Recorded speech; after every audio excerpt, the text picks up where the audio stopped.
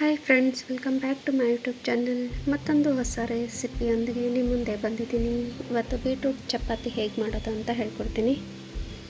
ಒಂದು ಬಾಣಲೆಗೆ ಮೆಣಸಿನ್ಕಾಯಿ, ಬೆಳ್ಳುಳ್ಳಿ, ಆಮೇಲೆ ಬೀಟ್ರೂಟ್ನು ಫಸ್ಟನೇ ತುರಿದಿಟ್ಕೊಂಡಿರಬೇಕು. ಮಾಡಬೇಕಂದ್ರೆ ಇಲ್ಲಿ ತುರಿದಿಟ್ಕೊಂಡಿದ್ದೀನಿ ನೋಡಿ ಬೀಟ್ರೂಟ್ನ.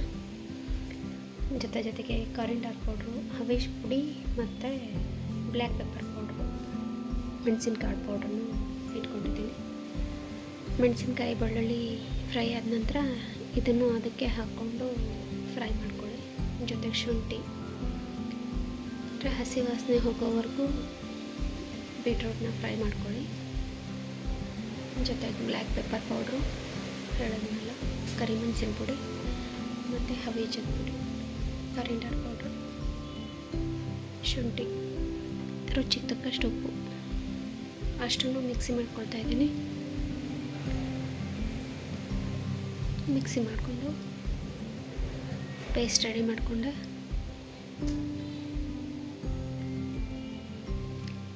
ನಮ್ಮ ಮನೆಯವರು ಆಶೀರ್ವಾದ ಆಟ ತೊಗೊಂಡ್ಬರ್ತಾರೆ ಚಪಾತಿ ಮಾಡೋಕ್ಕೆ.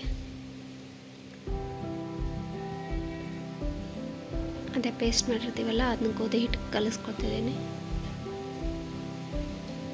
ಕಲಿಸ್ಕೊಂಡಾದ್ಮೇಲೆ ಈ ಥರ ಆಗಿದೆ ಹಿಟ್ಟು. ನಾನು ಸ್ವಲ್ಪ ಚಪಾತಿಗೆ ಮೆದುನೇ ಕಲಿಸ್ಕೊಂಡಿರ್ತೇನೆ ಹಿಟ್ಟನ್ನ. ಚಪಾತಿ ರೆಡಿ ಮಾಡಿ ಬೇಯಿಸ್ತಾ ಇದ್ದೀನಿ ನಾನು.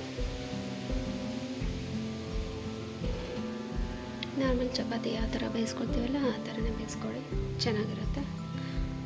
ಇದನ್ನು ನೀವು ಪೂರಿನೂ ಮಾಡ್ಕೋಬೋದು, ಚೆನ್ನಾಗಿರುತ್ತೆ. ಬೆಳಗ್ಗೆ ಮಕ್ಕಳಿಗೆ ಪೂರಿ ಎಣ್ಣೆದಾಗುತ್ತೆ ಅಂತ ಮಾಡಲ್ಲ ನಾನು, ಮನೇಲಿದ್ದಾಗ ಅಷ್ಟೇ ಪೂರಿ ಮಾಡಿಕೊಟ್ಟಿರ್ತೀನಿ.